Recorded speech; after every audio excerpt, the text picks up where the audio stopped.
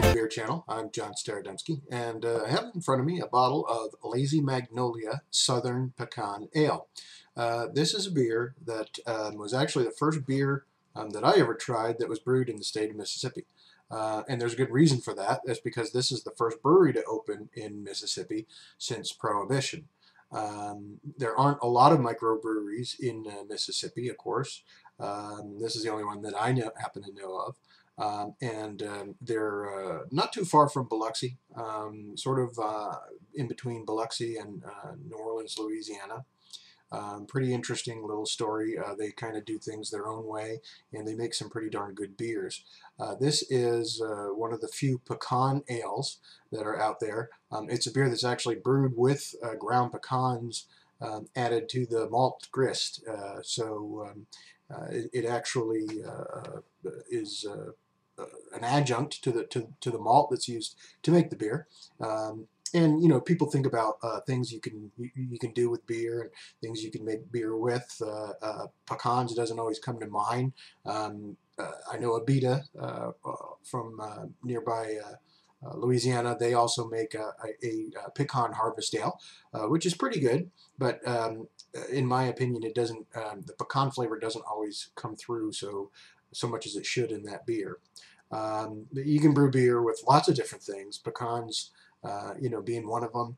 Fruits, nuts, all kinds of things. That's what really is one of the more enjoyable aspects of the brewing art is to try and use different ingredients and use them in different combinations and see what you get, and hopefully you come out with something that's a little bit different than what you ever tried before. So we're going to pop this one open. And I have a little bulb-shaped New Belgium Brewing Company glass to pour it into.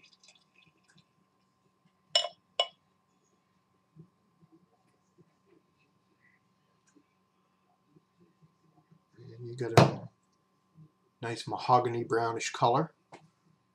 Good creamy tan head formation there. Definitely smell the pecans in the nose. It's very nutty, like a nutty maltiness, but also the pecans themselves come through nicely in the nose, and maybe just a hint of sweet molasses too. Take a sip.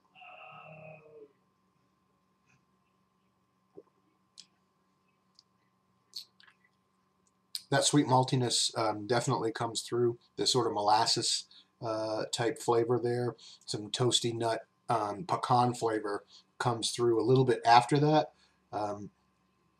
Definitely though, I can taste the pecans here. I've had this beer before. Obviously, the first time I tried it was in September of last year when I happened to be in Mississippi, and I picked up some more of it when I was there again recently. But I do like the way that the pecans actually do come through in this beer, almost a little bit like a pecan pie type taste with the molasses flavors going on, maybe a hint of brown sugar sweetness in the malt too, and then of course the pecans.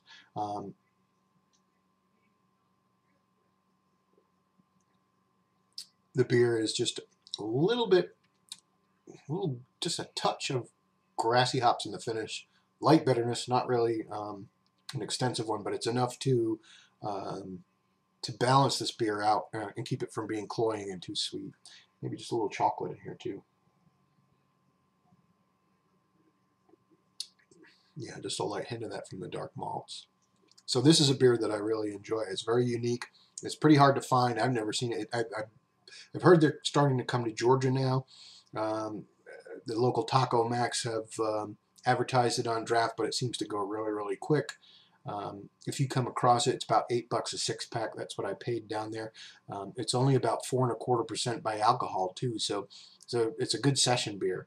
The dark brown color here, brown ales are the classic session ale, and I think in keeping with that tradition, they've brewed it to be not overly strong, but something that would be nice to perhaps sip out on the porch on a warm afternoon. I think you should try it.